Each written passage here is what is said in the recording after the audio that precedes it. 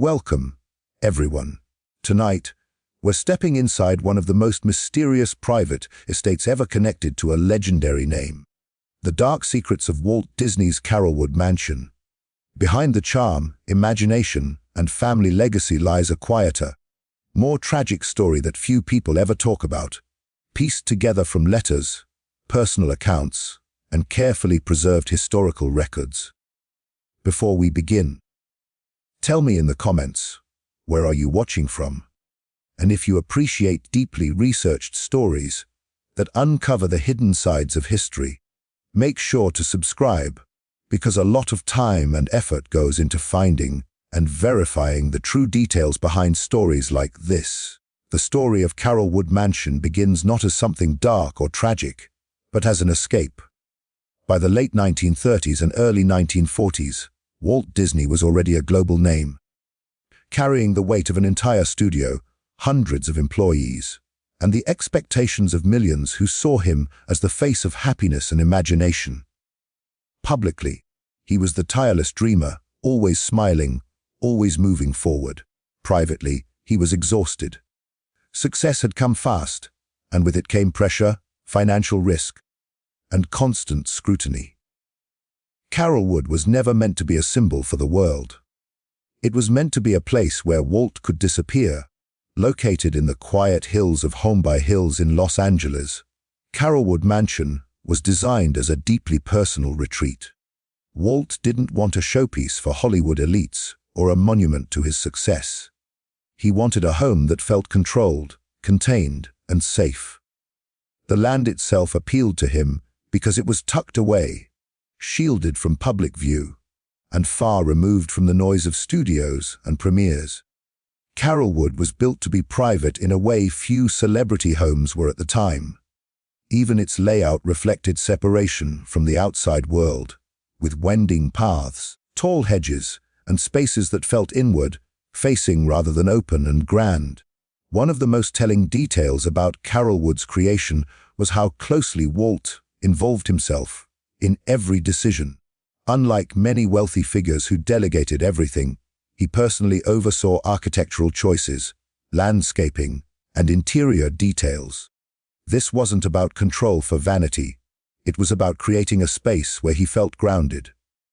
Carolwood included warm wood interiors, modest elegance rather than extravagance, and areas designed for quiet reflection. It was meant to feel human, not theatrical. Friends later said that Walt seemed calmer when talking about Carolwood than almost anything else in his life. But what truly set Carolwood apart was not the mansion itself, it was the railroad. Behind the house, winding through the backyard and surrounding property, Walt built the Carolwood Pacific Railroad, a miniature steam train that became one of his deepest personal passions. To outsiders, it seemed charming, even whimsical. But to those close to him, it represented something deeper. The railroad was about order, predictability, and control. Trains run on tracks. They follow schedules. They don't improvise. In a life filled with uncertainty, criticism, and constant demands, the railroad offered a world where everything made sense. Carolwood became the place where Walt could step away from adulthood's chaos and reconnect with something pure. He spent countless hours maintaining the trains, repairing engines, and riding the tracks alone or with close family. This wasn't performance. It wasn't nostalgia for show. It was therapy, long before the word was commonly used that way. At Carolwood, Walt didn't have to be the visionary genius. He could just be a man watching a train move exactly as it was designed to.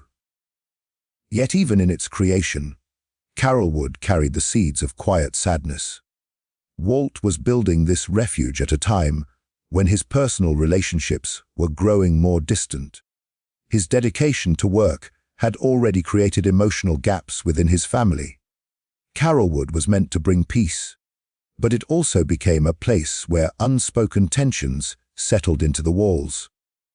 While the house was filled with family gatherings and laughter, there were also long silences, private routines, and a sense that Walt was retreating inward rather than outward.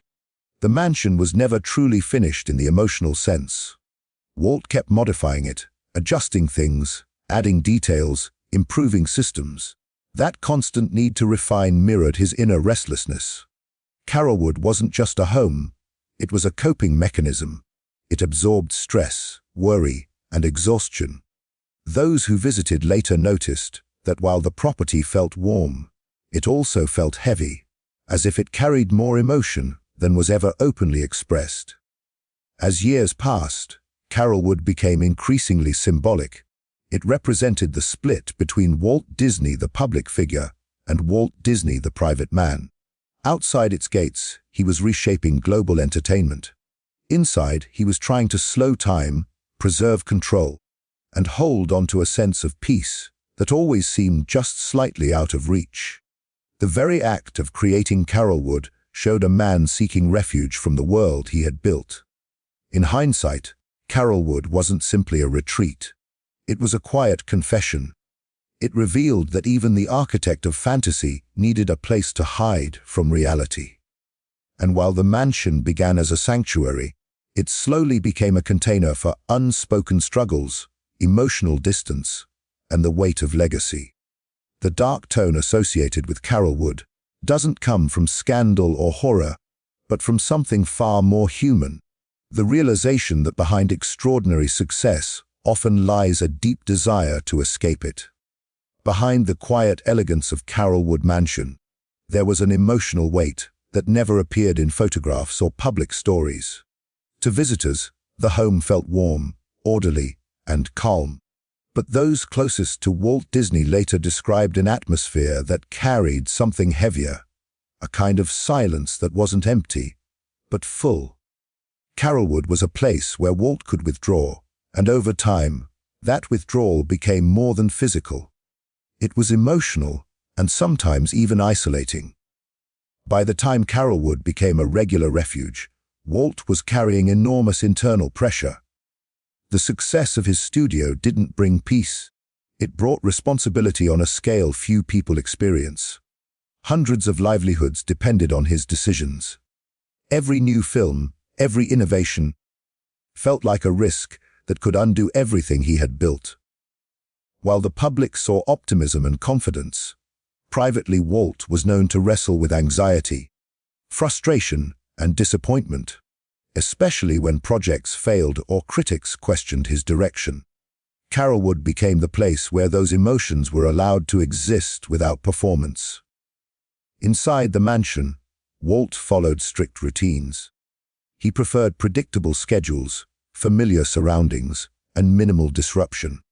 This was not accidental. Control had become a form of comfort.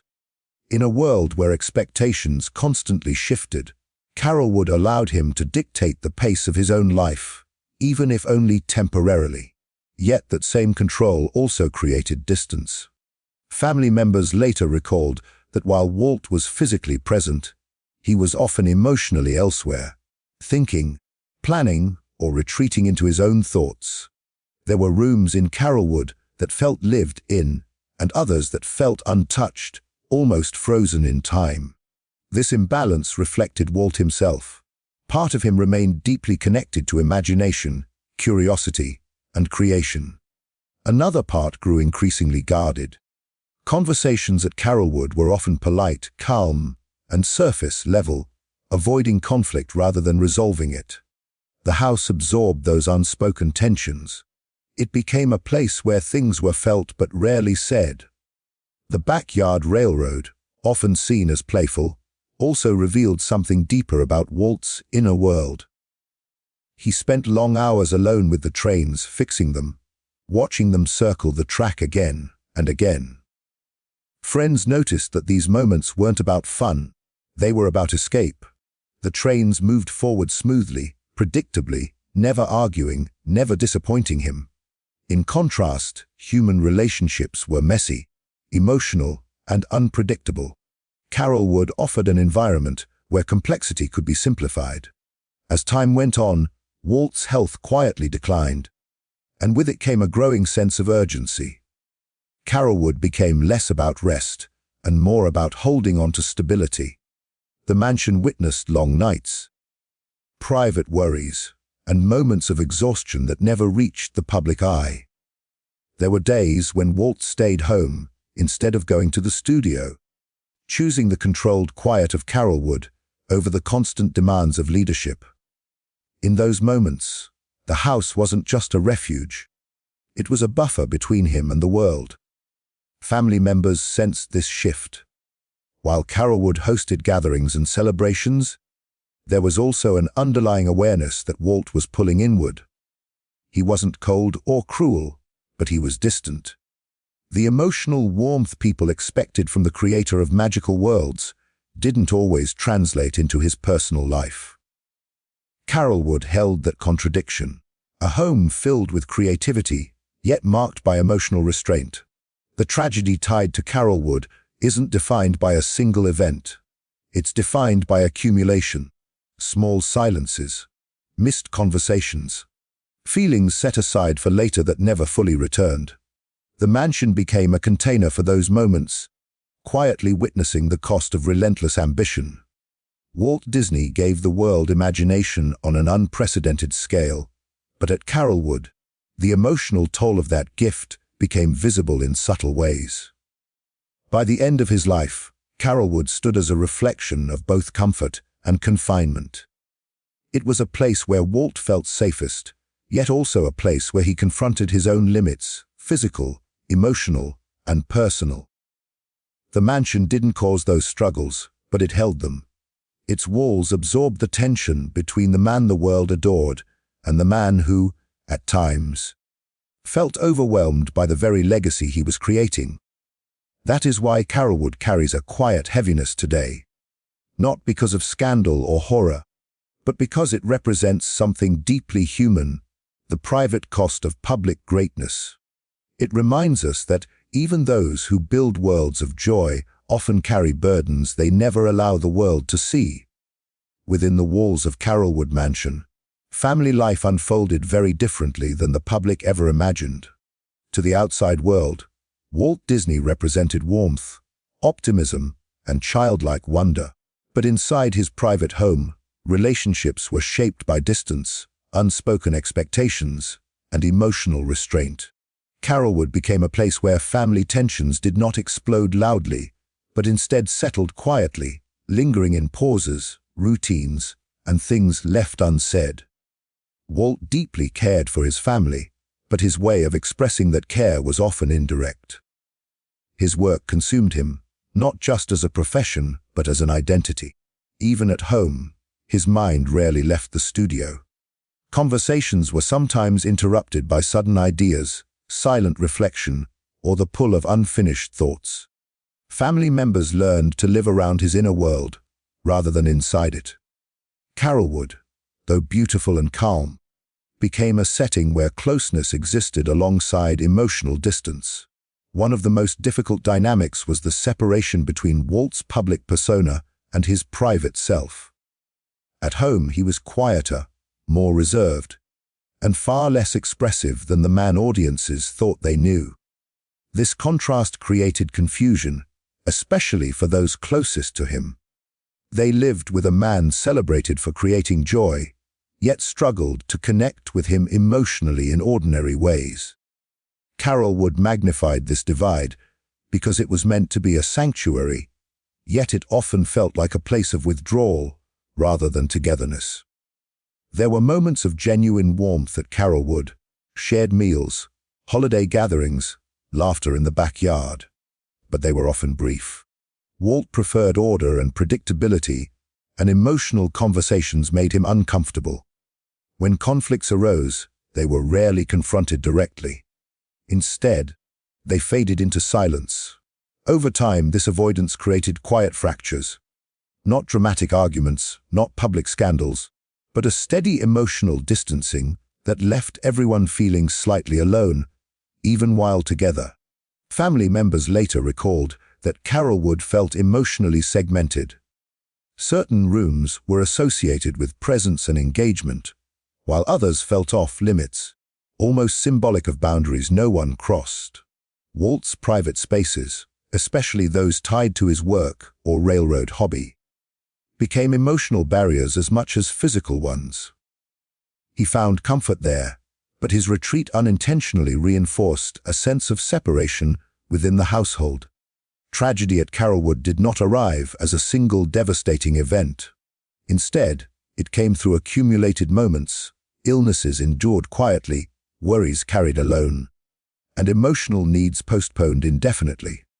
Walt's declining health added another layer of tension. As his physical strength weakened, his emotional guardedness increased. Rather than leaning on family, he became more self-contained. Carolwood, once a refuge, slowly transformed into a place where vulnerability was present but rarely shared.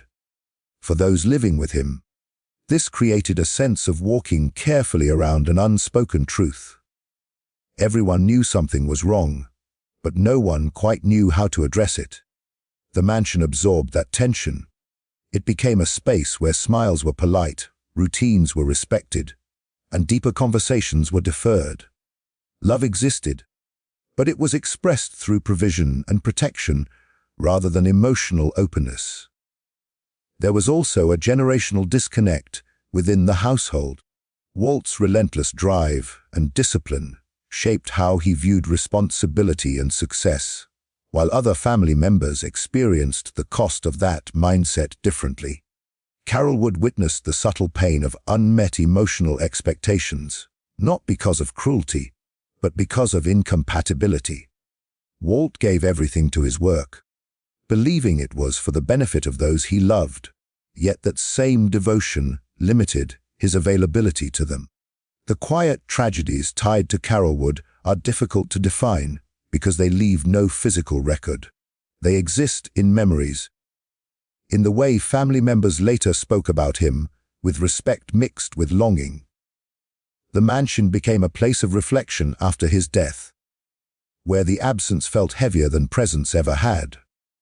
Rooms once filled with routine suddenly felt hollow, as though the house itself was holding unresolved emotions. Carolwood stands today not as a site of scandal, but as a reminder of the human cost behind extraordinary achievement. It reflects how love can coexist with distance, and how devotion to a vision can unintentionally strain the bonds closest to us. The family tensions within its walls were never dramatic enough to become history headlines, but they were real and they mattered. In the end, Carolwood did not witness betrayal or collapse. It witnessed something quieter and more universal, the struggle to balance ambition with connection, privacy with presence, and legacy with intimacy. That is what makes its story tragic. Not because something terrible happened there, but because so much was felt there without ever being fully spoken. As the years passed, Carolwood Mansion became increasingly tied to Walt Disney's declining health and the emotional weight of his final chapter. What had once been a retreat for rest and creativity slowly transformed into a place of limitation, reflection, and quiet confrontation with mortality. The mansion did not simply witness his fading health, it absorbed it, becoming a silent companion to his physical exhaustion and unspoken fears. By the early 1960s, Walt's pace had begun to change. Though he remained publicly active and forward-thinking, those closest to him noticed signs of fatigue that went beyond ordinary aging. Long hours, decades of stress, and constant pressure had taken their toll. Carolwood became the place where these realities surfaced most clearly. Away from cameras and colleagues, Walt allowed himself to slow down. He spent more time seated, more time observing than building, more time alone.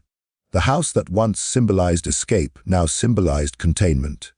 Smoking, which had been a constant habit for much of his life, quietly accelerated his physical decline. Yet even as his health weakened, Walt rarely spoke openly about it. Carolwood became the setting for this silence. Medical visits happened discreetly. Fatigue was masked as rest. Concern was absorbed into routine. Family members sensed something serious was unfolding, but the atmosphere of restraint meant that little was discussed directly. The mansion held those unsaid conversations in its walls, The backyard railroad, once a source of joy and control, took on a more somber tone. Walt still loved the trains, but his interaction with them became gentler, slower. He rode them less often, sometimes simply watching them move. Friends later recalled that these moments felt different, less playful, more reflective. It was as if he was watching time itself circle the track, aware that it would continue long after he could no longer ride along. Carolwood also became the place where Walt retreated between hospital visits and demanding public appearances. The contrast was stark. Outside the gates, he was still the visionary leader, discussing future projects and ambitious plans. Inside, he rested, quietly conserving energy. The mansion became a threshold between who he was to the world and who he was becoming in private. That tension made the home feel heavier, more solemn, especially in its final years. As his illness progressed, the idea of legacy became unavoidable. Carolwood, once personal and private, now felt symbolic. It represented the man behind the myth, not the empire builder, but the human being who had given everything to his vision. The house saw moments of introspection, long silences, and private contemplation. Walt was not a man who dwelled openly on fear, but Carolwood was where those thoughts likely surfaced, unshared yet deeply felt. Family members later reflected that the mansion changed during this period, not physically, but emotionally. There was a heightened awareness of time passing. Gatherings felt more intentional, yet also more restrained. No one wanted to acknowledge the obvious, but everyone felt it. Carolwood became a place of quiet preparation, though no one named it as such. When Walt Disney passed away in 1966, Carolwood was left behind as a deeply personal artifact of his final years.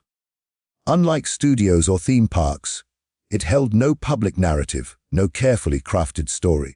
It simply stood as it was, filled with memories, routines, and the emotional residue of a man facing the limits of his body, while his ideas continued to outpace time itself.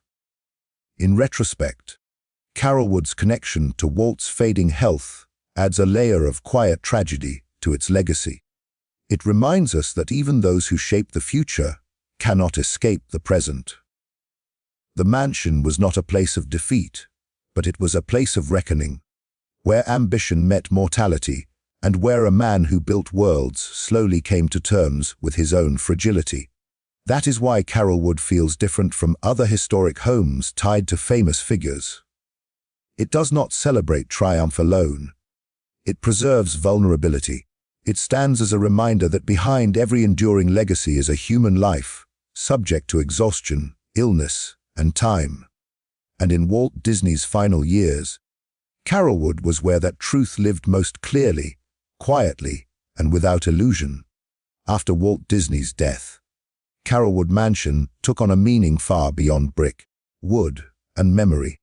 What had once been a private refuge became a quiet symbol of legacy, loss, and questions that would never fully be answered.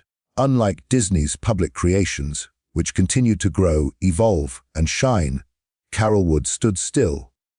Time moved forward everywhere else, but within those walls, it felt as though something had been left unfinished. For the family, Carolwood became inseparable from grief. It was the place where Walt had lived his most private moments, where routines had formed, where silence had become familiar. After his passing, that silence deepened. Rooms that once carried his presence felt unusually heavy, as though the house itself was aware of the absence. Objects tied to his daily habits, chairs, desks, tools, were no longer just belongings. They became reminders of a man who had shaped the world but left parts of himself unresolved. Carolwood did not become a public shrine. It was never meant to, and that, in itself, adds to its mystery. Unlike Disneyland or the studio, which were carefully curated to reflect Walt's vision, Carolwood remained personal and imperfect. It held no clear narrative, no official story to guide interpretation. Visitors who later learned about it often felt something difficult to describe, not sadness exactly, but a quiet unease mixed with reverence. The house seemed to ask questions rather than answer them. One of the most powerful aspects of Carolwood's legacy is how it contrasts with the myth of Walt Disney. Public memory tends to simplify great figures, turning them into symbols rather than people. Carolwood resists that simplification. It reminds us that Walt was not just a visionary, but a man who sought solitude, struggled with balance, and carried emotional weight he rarely shared. The mansion stands as evidence of a private world that never fully aligned with the public image. Over time, Carolwood also became a point of reflection for those studying Walt's life. Historians and family members alike recognized that many unanswered questions about his emotional world could not be solved through business records or interviews. They lived in places like Carolwood, in routines, silences, and habits that left no paper trail. Why did he retreat so deeply into private spaces? What fears did he carry alone? How much of his drive was fueled by joy, and how much by escape? Carolwood does not answer these questions, but it keeps them alive. The railroad, still remembered as one of Walt's most personal passions, became especially symbolic after his death. It represented movement without destination, progress without arrival. In many ways, that mirrored his life. He was always building, always imagining what came next, rarely stopping to rest in what already existed. Carolwood held that contradiction, a place meant for rest that was also shaped by constant motion, reflection, and inner tension. As years passed, Carolwood's story shifted from personal memory to quiet legend. Not because of scandal or darkness in the traditional sense, but because of what it represented emotionally. It became a reminder that greatness often leaves behind unanswered questions. That legacies can be powerful and incomplete at the same time. That even the most influential lives contain spaces where clarity never fully arrives. Today, Carolwood stands as a symbol of something deeply human. It reflects how a person can give the world imagination, hope, and wonder, yet still wrestle privately with isolation, pressure, and loss. The tragedy tied to Carolwood is not dramatic or sensational. It is subtle, internal, and enduring. It lies in the realization that while Walt Disney's creations continue to inspire millions, the man himself left behind a quiet place filled with thoughts he never spoke aloud. In the end, Carolwood is less about secrets and more about silence. It is a monument not to success, but to complexity. A reminder that behind every lasting legacy is a private life shaped by struggle, reflection, and unanswered questions. And perhaps that is why Carolwood continues to fascinate, because it shows us that even those who build worlds of fantasy must eventually face the unresolved truths of their own humanity.